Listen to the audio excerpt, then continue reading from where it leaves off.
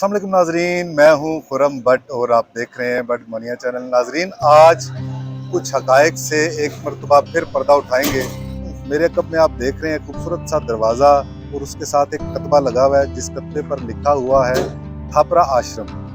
नाजरीन, ये मेरा थापरा आश्रम के ऊपर दूसरा विलाग है। दरअसल ये थापरा आश्रम जो है ये हिंदू आश्रम था। इसको हम यतीम खाना भी कह सकते हैं और दारुल अमान भी कह सकते हैं। 100 बरस कबल ये तामीर किया गया था। सिर्फ और सिर्फ हिंदुओं के लिए ये थापरा आश्रम तामीर किया गया था।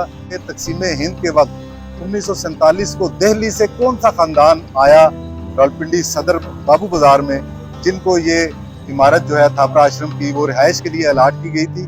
आज तक कभी थापरा आश्रम को अंदर से नहीं दिखाया गया। आज हम आपको थापरा आश्रम का अंदर से विजिट करवाएंगे, तो आइए हमारे साथ।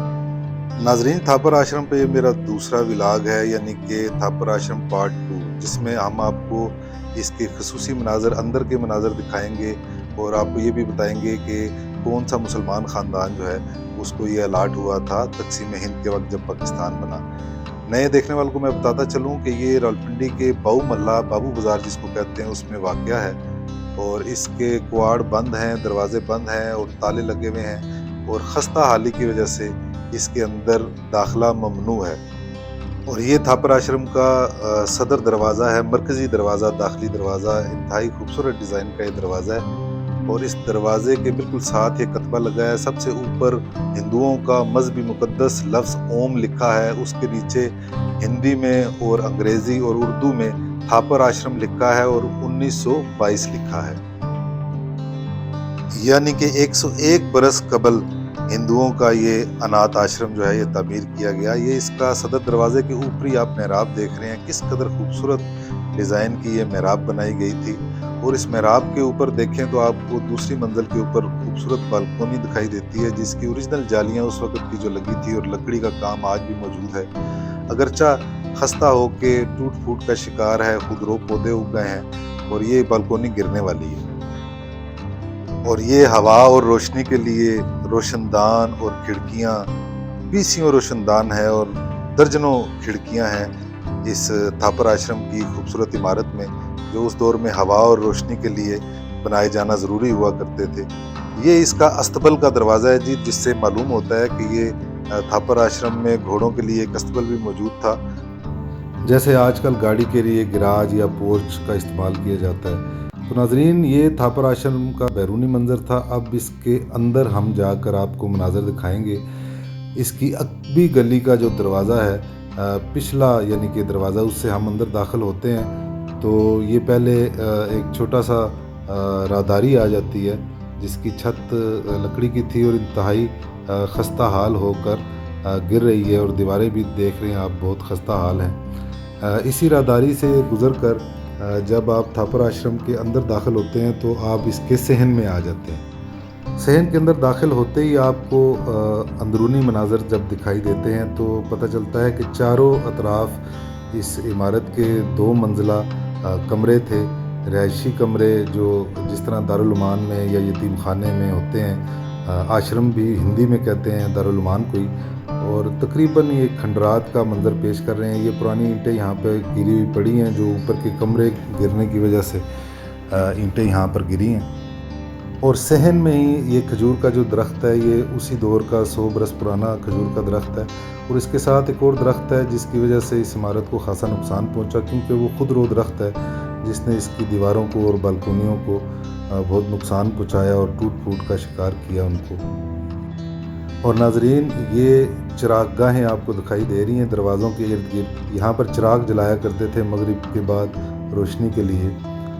और ऊपर तले ये कमरे आप देख रहे हैं मुख्तलिफ मनाजिल के, सबसे ऊपर की मंजिल के ये कमरे जो बिल्कुल अब बालकोनी इसकी गिर चुकी है इस साइड से।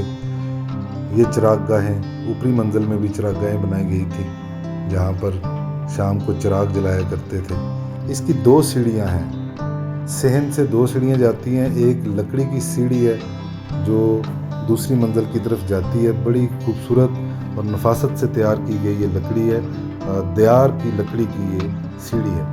और ये वाली जो बालकोनी आपको दिखाई दे रही है, ये 101 बरस पुरानी जब ये इमारत तामीर हुई उस वक्त की बालकोनी है ये। اور اس کی جالیوں کا ڈیزائن اور اس کے نیچے کی لکڑی کا آپ خوبصورت ڈیزائن دیدہ زیب دیکھ سکتے ہیں۔ آج بھی اس کو دیمک نہیں لگی اور بالکل یہ مضبوط ہے۔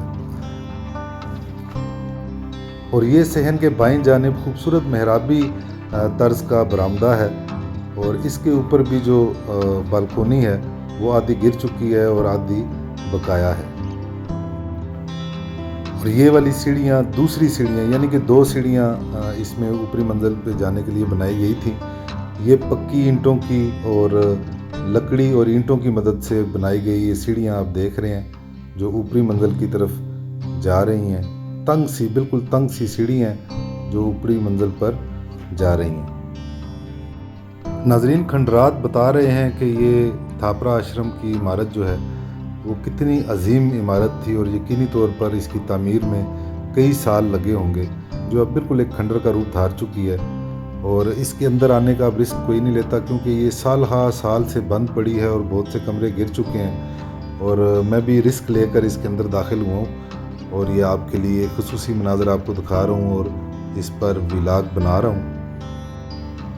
ناظرین، تقسیم ہند کے وقت جب قیام پاکستان ہوا اور تقسیم ہند کے فسادات میں راولپنڈی کے ہندو بہت سے کچھ قتل ہو گئے اور کچھ بھارت جانے میں کامیاب ہو گئے، اسی طرح بھارتی جو علاقہ تھا وہاں مسلمانوں کا قتل و عام ہوا اور بہت سے مسلمان اپنی جانیں بچا کر پاکستان پہنچنے میں کامیاب ہو گئے۔ انہی میں ایک فیض خان نامی شخص تھا جو دلی سے ہجرت کر کے لٹا پٹا راولپنڈی پہنچا، اور اس کی زوجہ یعنی کہ اس کی بیوی بھی ان کے ہمراہ تھیں۔ ان کو پھر یہ تھاپر آشرم کی عمارت الاٹ ہو گئی۔ فیض خان مرحوم کے پوتے نے ہمیں بتایا کہ فیض خان کے 9 بیٹے اور 1 بیٹی تھی، اور وہ 9 بیٹے اور 1 بیٹی ان تمام کے تمام نے اسی گھر میں آنکھ کھولی، یعنی کہ یہ تھاپر آشرم ان کی جائے پیدائش تھی۔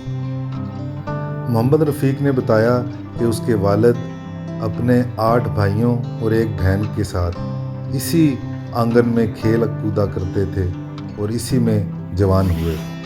اس وقت یہ عمارت اس محلے کی خوبصورت ترین عمارت ہوتی تھی، اور اسی گھر میں محلے بھر کی شادیاں بھی اسی آنگن میں ہوا کرتی تھیں، جو اب کھنڈرات کا ڈھیر دکھائی دے رہا ہے۔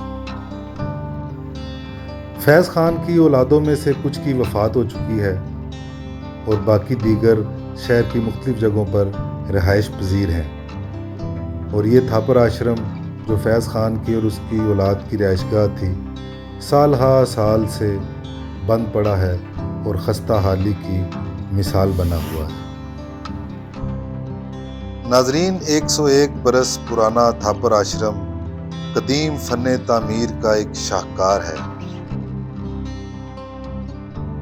اور یہ راولپنڈی کا ایک مذہبی اور ثقافتی ورثہ بھی ہے۔ جی ناظرین، آج آپ کو ہم نے تھاپر آشرم کے اندرونی مناظر دکھائے۔ ایک عظیم الشان عمارت 100 برس بعد آج عدم توجہ کی وجہ سے بالکل کھنڈرات کا روپ دھار چکی ہے۔ ضرورت اس امر کی ہے کہ اس کو دوبارہ پریزرو کیا جائے، تاکہ آنے والی نسلیں بھی اس خوبصورت عمارت تھاپر آشرم کو دیکھ سکیں۔ آج کے لیے اتنا ہی۔ خرم بٹ کو دیجیے اجازت۔ اللہ حافظ۔